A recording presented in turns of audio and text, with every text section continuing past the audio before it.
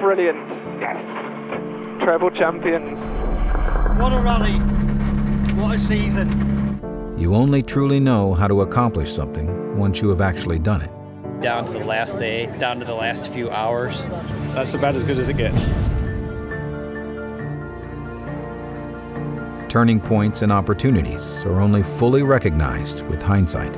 We've worked so hard this year, probably harder than any other year. You know, we're really pleased to have done what we needed to do, come here, got the win and won the championship. So for a team as experienced as Subaru Rally Team USA, reverse engineering a championship title should be straightforward.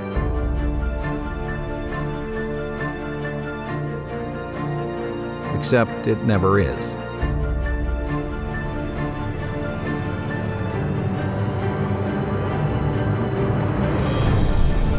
Thousands of circumstances and decisions led to this moment. And no two seasons will offer the same opportunities. A championship title comes from pushing opponents to their limit.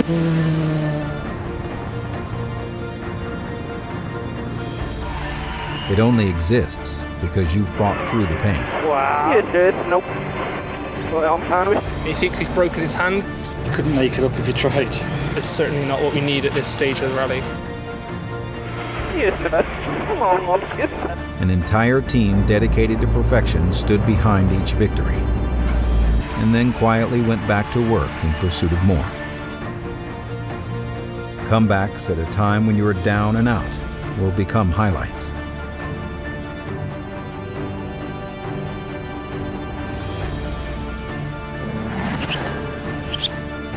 A result that felt like a loss in the moment will help claim the title.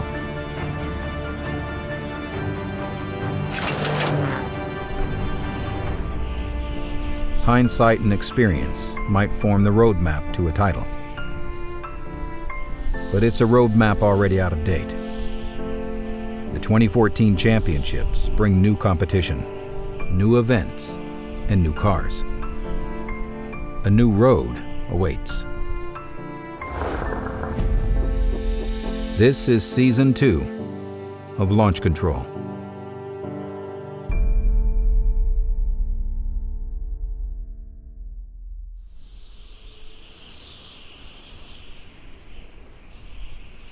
It's late December 2013. Most people are reveling in the holiday season. At the Vermont Sports Car facility, the team is putting the finishing touches on a completely new rally car for David Higgins.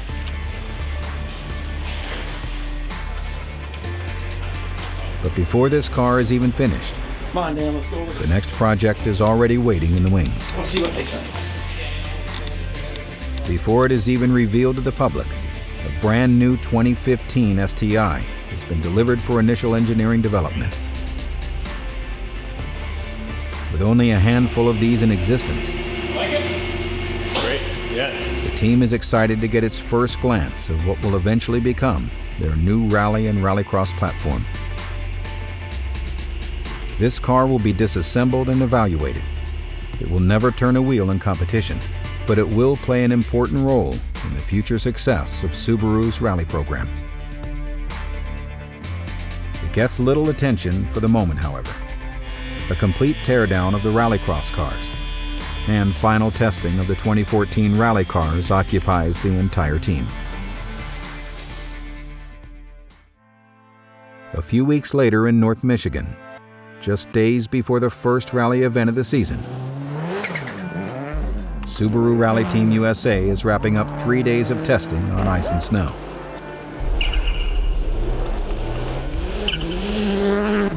It is critical that team driver David Higgins and co-driver Craig Drew find confidence in their new ride.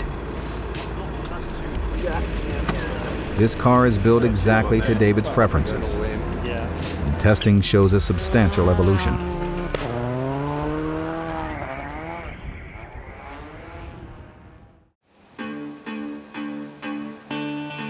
Ice-covered roads, studless tires, and minus 20-degree temperatures greet the teams on race day. Cold is an understatement. The The Sno Drift Rally is once again the opening round of the Rally America Championship.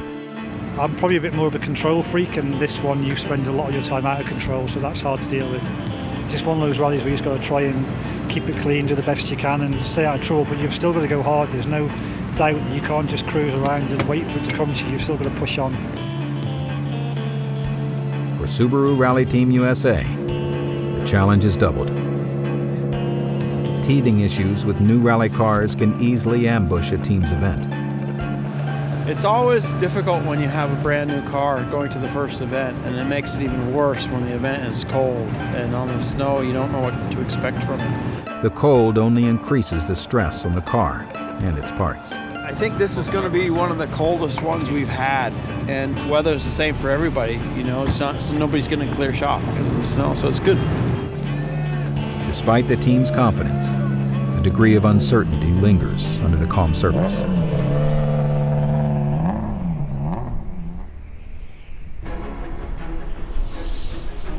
First on the road is Antoine Lestage.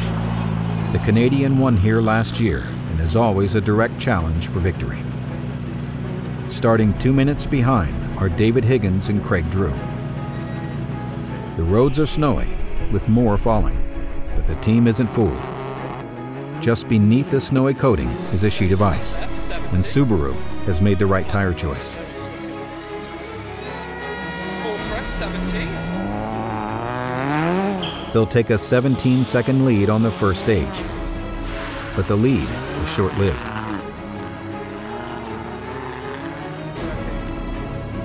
Just overheated, losing water. David and Craig add fluids before every stage in an attempt to keep the car alive. Hopefully we can get through this stage, get back to service, and it's onwards and upwards from here. Dealing with an overheating issue isn't how the team wanted to start the season.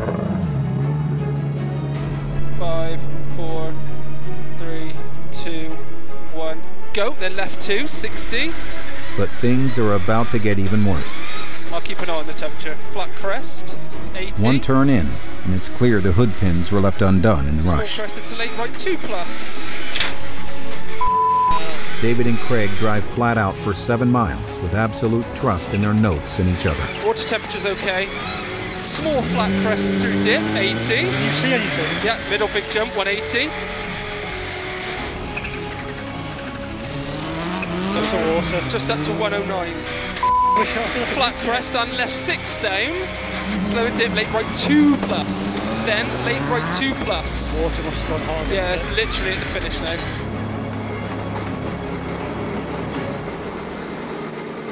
Started on the crest, doing a left 2. As soon as we picked up any slight speed whatsoever, bang, it was up. And then David was sinking lower and lower into the seat, trying to get some visibility. And to be fair, we only dropped 10 seconds to Antoine, so it was damage limitation, really. At service, the technicians diagnose the overheating issue. It looks like we're losing some water, so we're just going to try and get it through the day.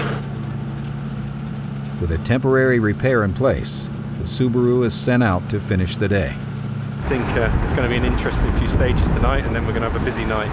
It's getting lower and lower every mile. It's like going.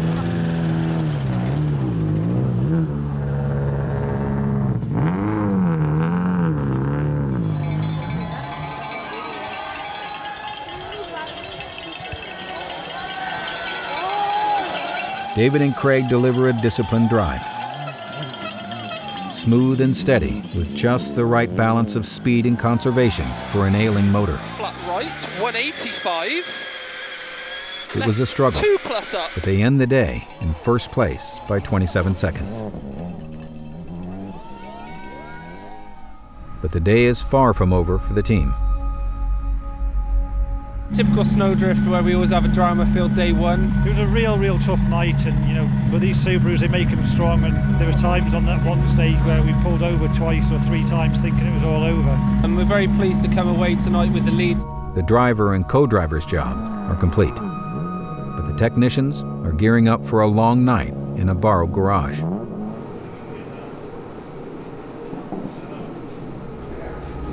A new windshield, gearbox, and engine must be installed overnight. You got me, okay? Yeah, I got it. Didn't put that hat on.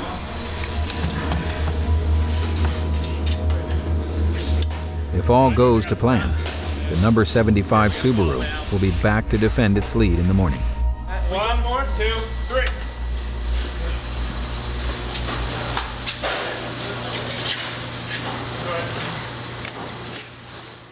As the sun rises on day 2, spectators in Parc Exposé are none the wiser to the team's overnight efforts. Only the smallest signs of damage remain on the surface, and a new engine is ready for a day of racing.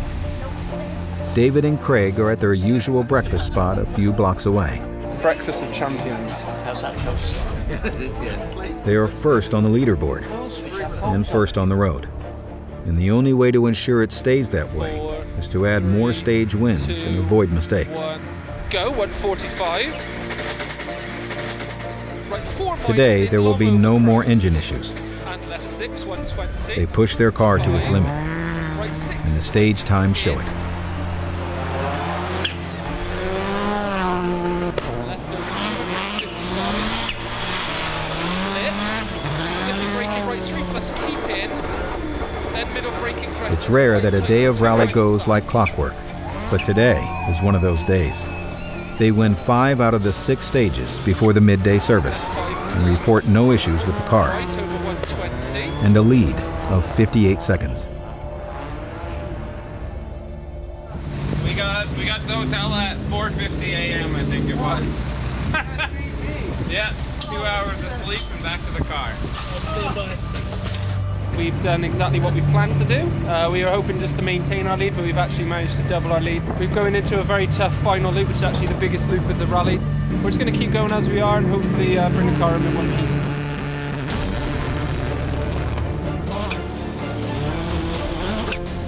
It's a masterclass in controlled driving, and David and Craig are untouchable. It's not easy. The conditions are some places that's real nice, consistent grip. You get into a really good rhythm, and then all of a sudden, bang, you're onto the ice or the deep snow, which bogs you down.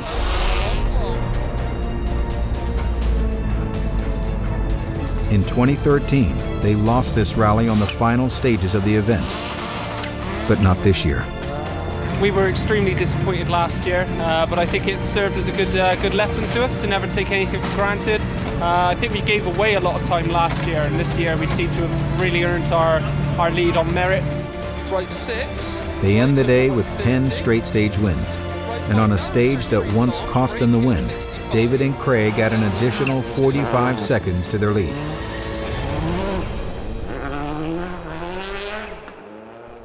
Subaru Rally Team USA arrives at the podium celebration with smiles and a clear stamp on an event they dominated. Well, mate. Good event. Super happy to start the championship off, and points are in the bag now, and away we go. Sno Drift Rally, put your hands together for Craig Drew and David Higgins. Step 1 of traveling the new road is begun. A perfect start towards the title defense.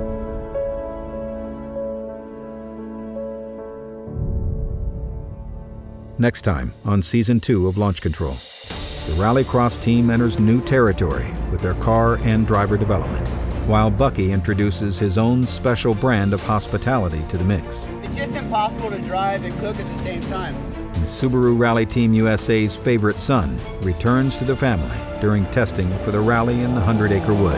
It has 3 turns, which is better than the 2 I'm used to in NASCAR. And just like the last time he drove a Subaru in competition, the team has to make some unique modifications to the car.